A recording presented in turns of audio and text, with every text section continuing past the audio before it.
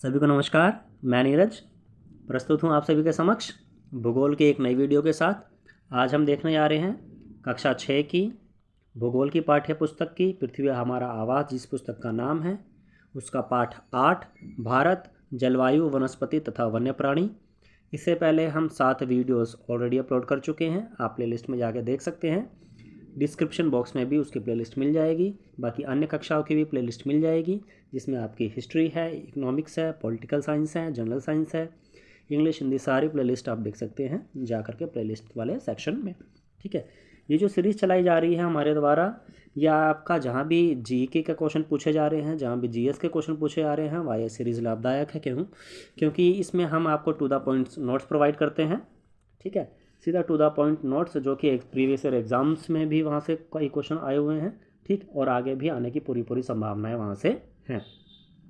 Specially ये series आपकी जो सीटेट का पेपर सेकंड है, सीटेट का जो पेपर सेकंड है एसएसटी का, ठीक है, जिनके पास एसएसटी है, 60 मार्क्स का वहाँ एसएसटी आता है आपका। ठीक है, उसमें आपकी हिस्ट्री भी आती है, ज्योग्राफी भी आती है, पॉलिटिकल साइंस भी आती है, इकोनॉमिक्स भी मिक्स होकर आती है। ठीक, तो उनके लिए ये बहुत ही लाभदायक सिद्ध होने वाली है, एकदम टू द पॉइंट्स नोट्स उनको मिलने वाले हैं। ठीक है, चलिए समय को ना गवाते हुए सीधा हम अपनी सीरीज़ पे चलेंगे, टू द पॉइंट नोट्स। जैसे कि हमारे चैनल का मोटो भी है, do hard work with smart work, उसी क्रम में हम आगे बढ़ेंगे। ठीक है, चलिए पाठ 8 भारत, जलवायु, वनस्पति तथा वन्य प्राणी।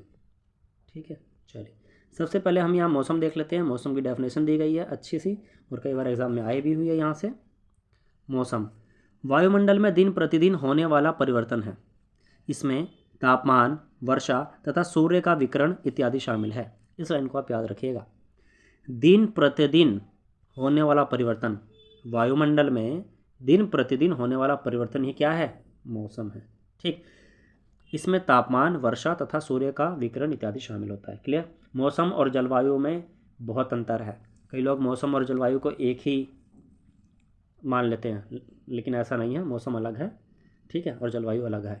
मौसम मैंने बता दिया, जलवायु अभी आने वाली नेक्स्ट इसमें देखेंगे हम। ठीक है, चलिए उदाहरण के लिए मौसम का बता रहा है ये। मौसम कभी गर्म या कभी ठंडा होता है, कभी कभी आसमान में बादल छा जाते हैं, तो कभी वर्षा होती है। आपने ध्यान दिया होगा कि जब बहुत दिनों तक मौसम गर्म रहता है तब आपको उन्हीं वस्त्रों की आवश्यकता नहीं पड़ती है।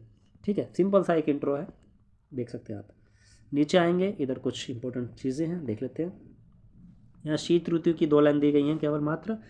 ठंडे मौसम में सूर्य की सीधी किरणें नहीं पड़ती हैं, जिसके परिणाम स्वरूप उत्तर भारत का तापमान कम हो जाता है। नॉर्मल सी चीज़ है। थोड़ी इंपॉर्टेंट चीज़ नीचे है। गर्मी के मौसम में, ग्रीष्म ऋतु में, गर्मी के मौसम में सूर्य की किरणें अधिकतर सीधी पड़ती हैं, तापमान बहुत अधिक हो जाता है, जैसा कि अभी इस समय हो रहा है। ठीक है, इस समय जिस समय वीडियो अपलोड की जा रही है, इस समय बहुत गर्मी हो रही है अभी, लेकिन फ़िलहाल बारिश का थोड़ा मौसम है, तो तापमान में नमी बनी हुई है। ठीक है, मौसम ठंडा है। चलिए, दिन के समय गर्म व शुष्क पवन बहती है, जिसे क्या कहते हैं? लू कहते हैं। ठीक है, जब बहुत अधिक गर्म मौसम हो जाता है और दिन के समय जब ये पवन बहती है, शुष्क पवन, ठीक है, और गर्म पवन, उसको क्या कहते हैं? लू कहते हैं। सिंपल सा फैक्ट है, इंपॉर्टेंट है, याद रखिएगा। नेक्स्ट आगे चलेंगे, टू द पॉइंट चीज़ों को देखने का प्रयास करेंगे हम यहाँ। ठीक है, चलिए यहाँ देख लीजिए, दक्षिण पश्चिम मानसून या वर्षा का मौसम। ठीक है, जो हमारे इंडिया में बारिश होती है वो दक्षिण पश्चिम मानसून से ही होती है, याद रखिए। ठीक है, याद कर लीजिए इसको। यह मानसून के आने तथा आगे बढ़ने का मौसम है। इस समय पवन बंगाल की खाड़ी तथा अरब सागर से स्थल की ओर बहती है, ये याद रखिएगा, कई बार क्वेश्चन बना है। ठीक है, जब मानसून आता है तो जो वायु है, जो हवा है, वो कहाँ से कहाँ की ओर बहती है, तो आपको याद रखना है बंगाल की खाड़ी तथा अरब सागर से स्थल की ओर। आपको ऑप्शन दे देगा स्थल से अरब सागर की ओर, ठीक है, अरब सागर से स्थल की ओर, कई ऑप्शन दे देगा, तो कंफ्यूज नहीं होना है। ठीक है, याद रखना है बंगाल की खाड़ी तथा अरब सागर से स्थल की ओर, मोस्ट इंपॉर्टेंट लाइन। ठीक, वे अपने साथ नमी भी लाती है, जब यह पवन पहाड़ों से टकराती है तब वर्षा होती है। क्लियर? यानी जो हमारे इंडिया में बारिश होती है वो मेनली दक्षिण पश्चिम मानसून के कारण होती है। ठीक, एक फैक्ट ये हुआ। अब नीचे आ जाइए, यहाँ देख लेते हैं। देखिए, मानसून के लौटने का मौसम या शरद ऋतु। ठीक है, ठंड, जब मानसून वापस लौटता है, इस समय पवन स्थल भागों से लौटकर बंगाल की खाड़ी की ओर बहती है। देखिए उल्टा। ठीक, जब मानसून आ रहा है तब अरब सागर से स्थल की ओर पवन बह रही है, और जब जा रहा है तो स्थल भागों से लौटकर बंगाल की खाड़ी की ओर पवन बह रही है। ठीक है जी, क्लियर है इतनी सी चीज़, याद रखिएगा, इंपॉर्टेंट है। इसको ऐसे भी याद रख सकते हैं आप, मानसून लौट रहा है, वापस जा रहा है, यानी पानी जा रहा है तो कहाँ की ओर जा रहा है, पानी की ओर जा रहा है। ठीक है, बंगाल की खाड़ी की ओर जा रहा है, ऐसे याद कर लीजिए। यह मानसून के लौटने का मौसम होता है। भारत के दक्षिणी भागों विशेषकर तमिलनाडु, आंध्र प्रदेश में इस मौसम में वर्षा होती है। कई बार क्वेश्चन बना भी है, तमिलनाडु और आंध्र प्रदेश में किस मौसम में वर्षा होती है। ठीक है, शीत ऋतु में होती है, मानसून के लौटते समय होती है। ठीक है, याद रखिएगा, इंपॉर्टेंट फैक्ट है। चलिए आगे देख लेते हैं।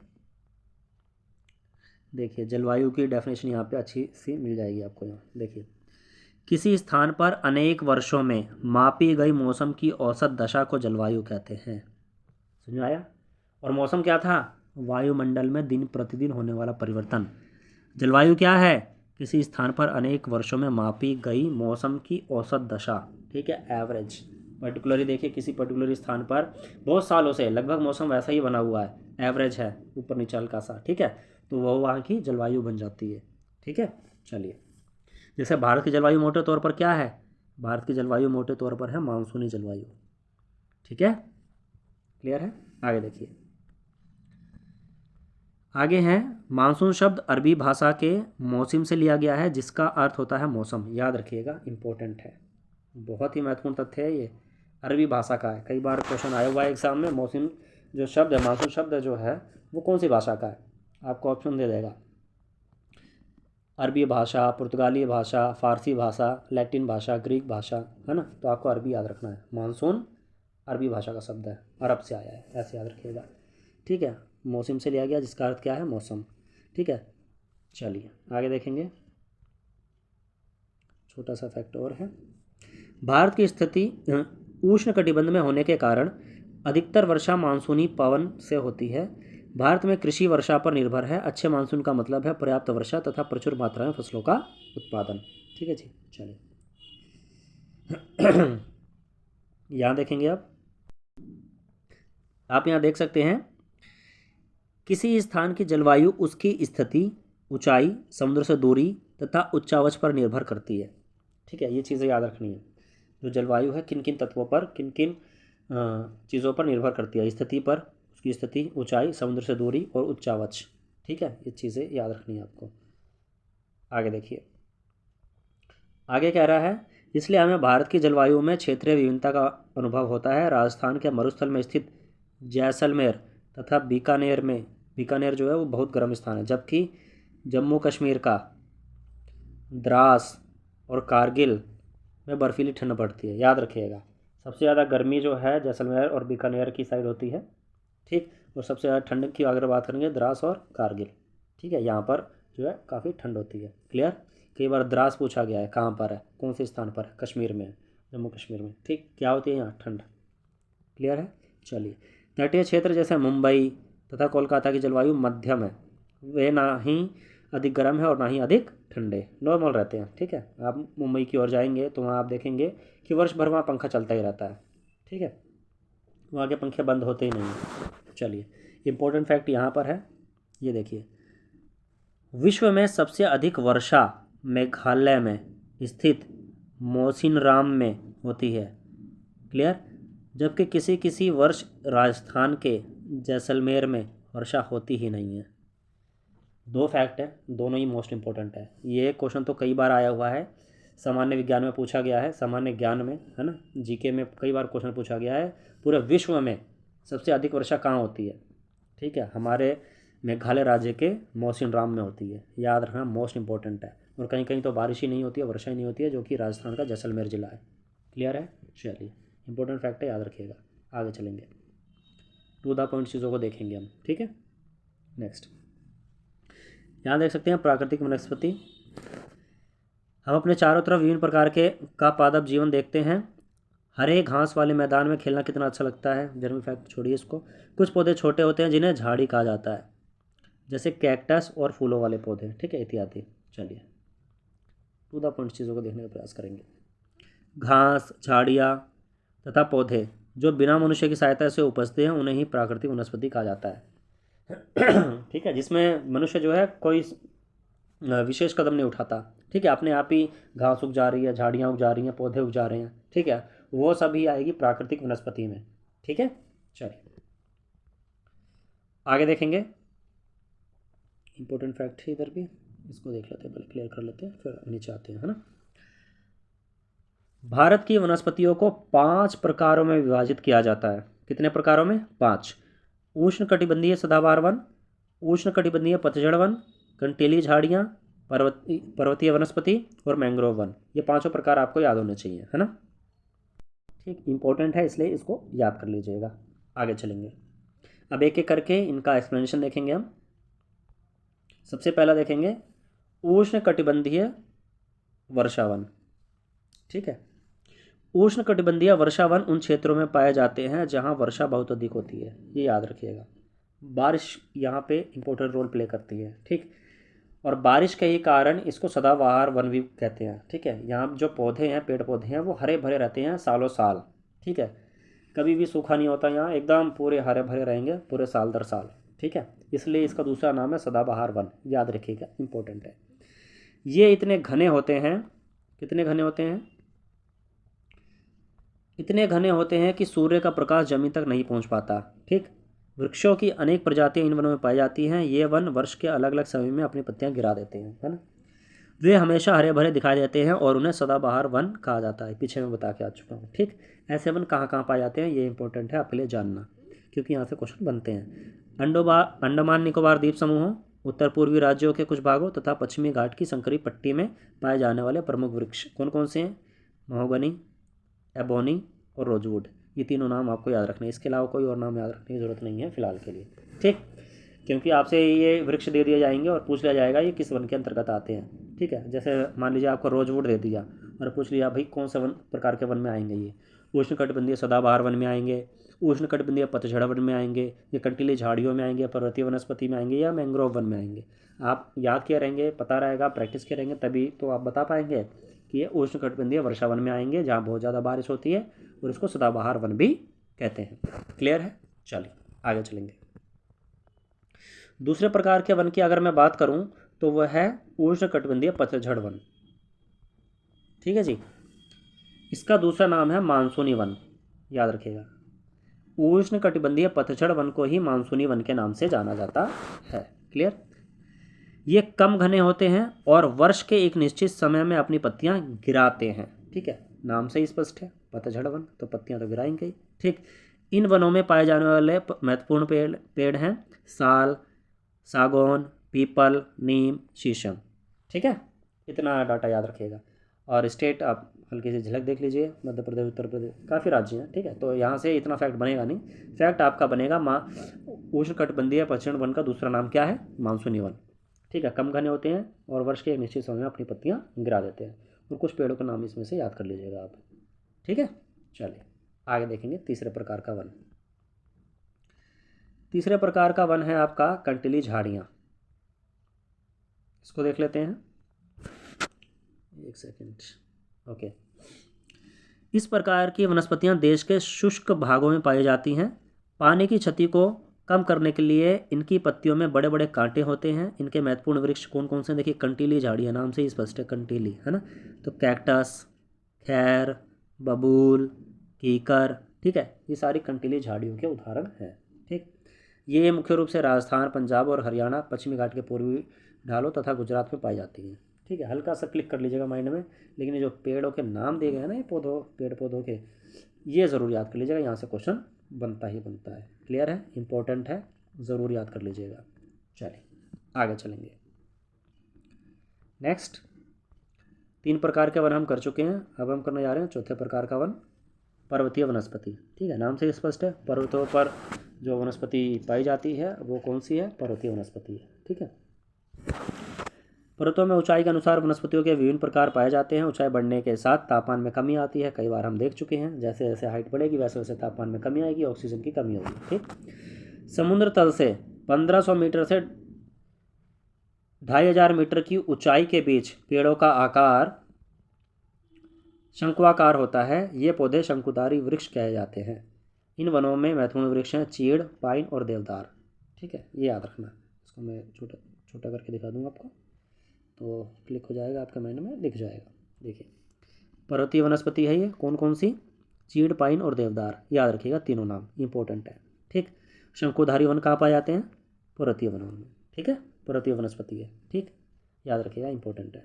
आगे चलेंगे, आगे है हमारा मैंग्रोव वन, ये भी इंपॉर्टेंट है। मैंग्रोव वन, मैंग्रोव से भाई मैंगो वन मत कर देना, गलत हो जाएगा। ठीक है, मैंग्रोव वन जो होते हैं ये वन खारे पानी में भी रह सकते हैं, मेन क्वालिटी यही है इनकी। और कोई वृक्ष होंगे आपके खारे पानी में नहीं टिकेंगे, ठीक, जड़ें कमज़ोर हो जाएंगी और वो सड़ जाएंगे, ख़त्म हो जाएंगे पेड़। लेकिन मैंग्रोव वन ऐसे वन होते हैं जो खारे पानी में भी रह सकते हैं। ये मुख्यतः पश्चिम बंगाल के सुंदरवन तथा अंडमान निकोबार के द्वीप समूह में पाए जाते हैं। ठीक है, सुंदरी इस प्रकार के वनों की महत्वपूर्ण प्रजाति है। क्लियर है? सुंदरी किस प्रकार के वन में आता है? मैंग्रोव वन में। याद रखना, खारे पानी में भी रह सकते हैं, ऐसे कौन सा वन है? मैंग्रोव वन है। ठीक, और इसी प्रजाति के नाम पर ही क्षेत्र का नाम सुंदरवन पड़ा था। क्लियर? सुंदरवन, याद रखिएगा, इंपॉर्टेंट फैक्ट है। चलिए आगे चलेंगे। पांचों प्रकार के वन मैं बता चुका हूँ आपको। आप कुछ वन्य प्राणी के बारे में फैक्ट है वो देख लेते हैं हम यहाँ पे, है ना। चलिए, वन्य प्राणी, आपको पता है बाघ हमारा राष्ट्रीय पशु है। यह देश के विभिन्न भागों में पाया जाता है। गुजरात के गिर वन में, याद रखिएगा, गुजरात के गिर वन में एशियाई शेरों का निवास है। ये मोस्ट इंपॉर्टेंट फैक्ट है, कई बार एग्जाम में आया हुआ है, इसको मोस्ट इंपॉर्टेंट मार्क कर लीजिएगा आप। ठीक है, पहली बात, गिर वन कहाँ पर है? गुजरात में। दूसरी बात, एशियाई शेरों का निवास कहाँ है? गिर वन में। ठीक, और ये कहाँ है? गुजरात में। इंपॉर्टेंट है, याद कर लीजिएगा, बहुत इंपॉर्टेंट है ये। ठीक है, चलिए आगे चलेंगे। आगे है आपका हाथी तथा एक सींग वाले गैंडे असम के जंगलों में घूमते हैं। ठीक है, ये याद रखना, इंपॉर्टेंट है। जो हाथी हैं और मेनली एक सींग वाले गैंडे जो हैं वो असम में पाए जाते हैं। ठीक है, यहाँ से तो कई बार क्वेश्चन बना हुआ है, बहुत बार क्वेश्चन बना हुआ है। एक सींग वाले गैंडे का स्थायी निवास कौन सा है? ठीक है, असम है, याद रखिएगा। चलो और देख लेते हैं। जंगली बकरी, हिम तेंदुआ, भालू इत्यादि हिमालय के क्षेत्र में पाए जाते हैं। ठीक, याद रखिएगा, हिमालय के क्षेत्र में क्या क्या मिलेगा आपको? जंगली बकरी मिलेगी, हिम तेंदुआ मिलेगा, भालू भी मिलेगा। क्लियर है? इंपॉर्टेंट फैक्ट है, याद रखिएगा। आगे चलेंगे, जस्ट 1 सेकेंड। ओके, आप इधर आ जाइए। ठीक है, चलिए, आपको पता है मोर हमारा राष्ट्रीय पशु है। ठीक है, भारत में कई प्रकार के पक्षी पाए जाते हैं, पक्षी बताने की आवश्यकता नहीं है, तोता, मैना, कबूतर। ठीक है, जनरल फैक्ट है, जनरल चीज़ें नहीं देखेंगे हम, स्पेशल फैक्ट देखेंगे जहाँ से क्वेश्चन बनेगा। ठीक है, यहाँ से क्वेश्चन बन सकता है। ठीक है, मोर को हमारा राष्ट्रीय पक्षी कब घोषित किया गया था, किस वर्ष? कमेंट बॉक्स में बताइएगा। कुछ काम आप भी कीजिए, सर्च कीजिए, खोज कीजिए। ठीक है, चलिए आगे देखते हैं। भारत में 1 सेकेंड, भारत में सांपों की सैकड़ों प्रजातियां पाई जाती हैं, उनमें कोबरा एवं करेत प्रमुख हैं। ठीक है, जनरल फैक्ट है, ये भी इतना इंपॉर्टेंट नहीं है, जहाँ इंपॉर्टेंट होगा मैं खुद बता दूंगा। ठीक, चलिए, ये इंपॉर्टेंट होने वाला है इधर आपका। ठीक है, देखिए, आप वन्य जीवों के संरक्षण में भी अपना हाथ बटा सकते हैं। बिल्कुल, हमें बटाना भी चाहिए, वन्य जीवों का संरक्षण भी करना चाहिए। आप जानवरों के शरीर के विभिन्न अंगों जैसे हड्डी, सींग तथा पंख से बने पदार्थों को खरीदने से इनकार कर सकते हैं। ठीक, ये मैं क्यों लाइन पढ़ रहा हूँ, आप सोच रहे होंगे भाई ये कौन सा क्वेश्चन है, ये क्या आएगा, यहाँ से क्या ही आएगा। ये देखिए, ये इंपॉर्टेंट है। प्रत्येक वर्ष हम लोग अक्टूबर के पहले सप्ताह को वन्य जीव सप्ताह के रूप में मनाते हैं, ताकि वन्य जीवों के निवास को संरक्षित रखने के लिए जागरूकता लाई जा सके। क्वेश्चन यहाँ से बनेगा, वन्य जीव सप्ताह कब मनाया जाता है? अक्टूबर में मनाया जाता है, अक्टूबर के पहले सप्ताह में। ठीक, इंपॉर्टेंट क्वेश्चन है, कई बार एग्जाम में देखा जा चुका है। ठीक, कर लीजिएगा। नेक्स्ट, अब आ जाते हैं हम अपने क्वेश्चंस पर। क्वेश्चन देख लेते हैं हम यहाँ पर क्या क्या क्वेश्चन है हमारे यहाँ। देखिए, बहुवैकल्पिक प्रश्न है यहाँ पर, और कोई भी एग्जामिनर इन क्वेश्चंस को नेगलेक्ट नहीं कर सकता, क्योंकि एनसीईआरटी बेस्ड है, तो यहाँ से क्वेश्चंस तो बनने हैं। कई बार क्या होता है, यही डायरेक्ट क्वेश्चन उठ करके आपके एग्ज़ाम में आ जाता है और आप सोचते हैं क्वेश्चन कहाँ से आ गया, मैंने तो पढ़ा नहीं। भाई एनसीईआरटी बेस है, जब तक आप इसको कंप्लीट नहीं करोगे तब तक सारी चीज़ें अधूरी हैं। मैं नहीं कह रहा आप सारी चीज़ों को मत पढ़ो, लेकिन एनसीईआरटी को मत छोड़ो, मैं ऐसा कह रहा हूँ। एनसीईआरटी को पहले आप कंप्लीट करो, उसके बाद कोई भी बुक पढ़ो, ठीक है, कोई भी बुक पढ़ो आप, ठीक है, कोई दिक्कत नहीं आएगी। लेकिन एनसीईआरटी छोड़ के फिर कोई बुक पढ़ोगे फिर दिक्कत आनी है। क्यों? क्योंकि एनसीईआरटी कॉन्सेप्ट आपके कंप्लीट होंगे ही नहीं, ठीक है, तो इनको नहीं मिस करना है हमें। चलिए पहला क्वेश्चन देखते हैं। पहला क्वेश्चन है आपका, विश्व में सबसे अधिक वर्षा वाला क्षेत्र कौन सा है? देखिए यहीं से डायरेक्ट क्वेश्चन बनता है, मैं पीछे बता के आया हुआ हूँ। ऑप्शन हैं मुंबई, आसनसोल, मौसिनराम। क्या आंसर लगा हुआ है? मौसिनराम, ठीक है। कहाँ पर है यह स्थान? मेघालय में, ठीक है, पीछे भी चर्चा करके आ चुके हैं। मौसिनराम मेघालय, मामा से हैं दोनों नाम, याद करने में आसानी होगी, इंपॉर्टेंट है। विश्व में सबसे अधिक वर्षा हो रही है भाई इधर, ठीक है। चलिए, और राजस्थान में देखिए क्या हाल है, वर्षा ही नहीं हो रही है ना, इसे कहते हैं विविधता। चलिए अगला क्वेश्चन है, मैंग्रोव वन कहाँ हो सकते हैं? खारे जल में, साफ जल में, प्रदूषित जल में। कहाँ हो सकते हैं? पीछे भी बता के आया हूँ, मैंग्रोव से मैंगो मत कर देना है ना, गलत हो जाएगा। मैंग्रोव क्या है? ये खारे जल में होंगे, ठीक है। कहाँ होंगे? खारे जल में पाए जाएंगे। क्या? मैंग्रोव वन, ठीक है। और मैंग्रोव वन का एक उदाहरण क्या है? सुंदरी, पीछे ही बता के आया हूँ मैं, ठीक है। सुंदरी इस प्रकार के वनों की महत्वपूर्ण प्रजाति है और इसी प्रजाति के नाम पर क्षेत्र का नाम सुंदरवन पड़ा है, याद रखिएगा, इंपॉर्टेंट फैक्ट है, ठीक है जी। चलिए आगे देखते हैं अगला क्वेश्चन है आपका, महोगनी एवं रोजवुड वृक्ष पाए जाते हैं, ये दोनों वृक्ष हैं, ये कहाँ पाए जाते हैं? देखिए ऐसे क्वेश्चन बनेगा आपके एग्जाम्स में, ठीक है।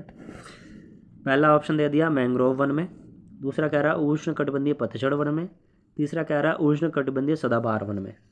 कहाँ पाए जाते हैं महोगनी और रोजवुड वृक्ष? जी हाँ, ये पाए जाते हैं आपके उष्ण कटिबंधीय सदाबहार वन में, ठीक है। और इसका दूसरा नाम क्या है? दोनों नाम तो इसने एक साथ दे दिए, है ना। उष्ण कटिबंधीय वर्षावन भी बोलते हैं इसको, और उष्ण कटिबंधीय सदाबहार वन भी, ठीक है। क्लियर है? चलिए, और एक वृक्ष और रह गया, महोगनी और रोजवुड तो ले लिया इसने, एक रह गया एबोनी। ये बा है भाई, एबोनी, है ना। ये तीनों ही यहाँ पाए जाते हैं और यहाँ क्या होती है? बहुत ज़्यादा बारिश होती है, ठीक। और जो सूर्य का प्रकाश है ना वो भी ज़मीन तक नहीं पहुँच पाता। और ऐसे वृक्ष कहाँ मिलते हैं? अंडमान निकोबार वगैरह या उत्तर पूर्वी राज्यों के पश्चिमी घाट की संकरी पट्टी में, ठीक है, वहाँ मिलेंगे ये सारे। क्लियर है? इंपॉर्टेंट फैक्ट्स हैं, याद कर लीजिएगा। चलिए ये देख लेते हैं, एक रह गया है हमारा क्वेश्चन, जंगली बकरी तथा हिम तेंदुए कहाँ पाए जाते हैं? ये मैं पीछे भी बता के आया हूँ। कहाँ पाए जाते हैं? हिमालय क्षेत्र में, प्रायद्वीपीय क्षेत्र में, गिरवन में। गिरवन में तो भाई एशियाई शेर पाए जाते हैं, है ना, करके आए हैं अभी पीछे। तो ये कहाँ पाए जाते हैं जंगली बकरी हिम तेंदुए? हिमालय क्षेत्र में, ठीक है जी। क्लियर? चलिए नेक्स्ट आगे चलेंगे। कुछ क्वेश्चंस और हैं आपके पास। देखिए इन क्वेश्चंस को आप स्किप नहीं कर सकते, इन क्वेश्चंस को स्किप करने का मतलब है बहुत कुछ स्किप करना, ठीक है। देख लीजिए, दक्षिण पश्चिम मानसून के समय आर्द्र पवनें कहाँ बहती हैं? देखिए दक्षिण पश्चिम मानसून आ रहा है, यानी क्या है? यानी जो वर्षा लाता है ना। तो वर्षा लाने वाला याद कीजिए क्या था? जी हाँ, वेरी गुड, ये था आपका बंगाल की खाड़ी या तो अरब सागर से स्थल की ओर, ठीक है। बंगाली खाड़ी और अरब सागर दोनों ही क्या है? समुद्र का ही उदाहरण है ना। तो क्या हो जाएगा? समुद्र से स्थल की ओर, ठीक। और अगर लौटते हुए मानसून के बारे में पूछ ले कि उस समय पवन जो है कहाँ से बहती है, कहाँ से कहाँ, तो उल्टा कर देना, स्थल से समुद्र की ओर। समझ में आ रही है चीज़ें? ईजी है, क्लियर है, 2-4 बार पढ़ने की आवश्यकता है, आसानी से समझ में आ जाएंगी, ठीक है। चलिए अब कुछ खाली स्थान है, ये इंपॉर्टेंट है, देख लेते हैं इनको भी। Second, okay. चलिए सबसे पहला देखेंगे, गर्मी में दिन के समय शुष्क तथा गर्म पवनें चलती हैं, जिन्हें क्या कहा जाता है? लू कहा जाता है, ठीक है। पीछे भी करके आए हैं ये लाइन हम, ठीक है। नेक्स्ट, आंध्र प्रदेश तथा तमिलनाडु में डैश के मौसम में बहुत अधिक मात्रा में वर्षा होती है। हमने किया था, जब मानसून वापस लौटता है उस समय में होती है। ठीक है, तो क्या होगा, मानसून के लौटने के समय में। ठीक, चलिए। गुजरात के डैश वन डैश का निवास है। कौन से वन है भाई गुजरात में? गिर वन है। कितनी बार बता दिया मैंने आज, है ना। किसका निवास है यहाँ पर? एशियाई शेरों का। मोस्ट इंपॉर्टेंट फैक्ट है ये, याद रखिएगा। आखिरी क्वेश्चन नीचे देख लेते हैं। आखिरी नहीं, सेकंड लास्ट है अभी, है ना। ये क्वेश्चन हो रहा है, कोई बात नहीं, हो जाएगा। डैश मैंग्रोव वन की प्रजाति है। आइए मैं पीछे करा के आ रहा हूँ। मैंग्रोव वन की प्रजाति कौन सी है? सुंदरी। और एकमात्र ही प्रजाति दी गई है, इसलिए मोस्ट इंपॉर्टेंट हो जाता है। देखिए ये खालिस्तान में भी दे दिया आपका इसने। ठीक है, और खारे पानी में उगते हैं मैंग्रोव वन। तो सुंदरी को आप भूलना नहीं, सुंदरी यानी मैंग्रोव वन। ठीक है, और इसी के नाम पर ही सुंदरवन का नाम पड़ा है, स्थान का नाम। क्लियर है, इंपॉर्टेंट है, याद रखिएगा। लास्ट देखते हैं, 1 सेकेंड। डैश को मानसून वन भी कहते हैं। मानसून वन किसको कहते हैं? दूसरा नाम उष्ण कटिबंधीय पतझड़ वन को। ठीक है जी, पीछे बता के आया हूँ मैं। यहाँ से भी क्वेश्चन बनता है, चाहे वो बहुविकल्पिक बना देगा, चाहे ऑप्शन वाले में बना देगा, चाहे कथन वाले में बना देंगे। ठीक है, तो क्वेश्चन आपके जैसे मर्जी बने, अगर आपका कॉन्सेप्ट क्लियर है, चीज़ें आपने अच्छे से पढ़ी हैं, रिवाइज़ किया है आप लोगों ने, कई बार एक ही चीज़ को पढ़ा है, रिवीजन किया है, प्रैक्टिस की है, तो उसको आप नहीं भूल पाएंगे। ठीक, भूलना चाहेंगे तब भी नहीं भूल पाएंगे। इसलिए मैं टू द पॉइंट की ये सीरीज़ लेके आया हूँ, ताकि आप लोगों को दिक्कत ना हो इसमें, और टू द पॉइंट आपको चीज़ें क्लियर हो जाएँ। खासकर ये सीटेट पेपर सेकंड वालों के लिए बहुत लाभदायक सीरीज़ होगी ये। ठीक है, चलिए, आशा है आपको वीडियो पसंद आई होगी। अगर आप चैनल पर नए हैं तो चैनल को सब्सक्राइब कर सकते हैं। वीडियो अच्छी लगी हो तो साथियों के साथ शेयर और लाइक करना बिल्कुल ना भूलें। धन्यवाद।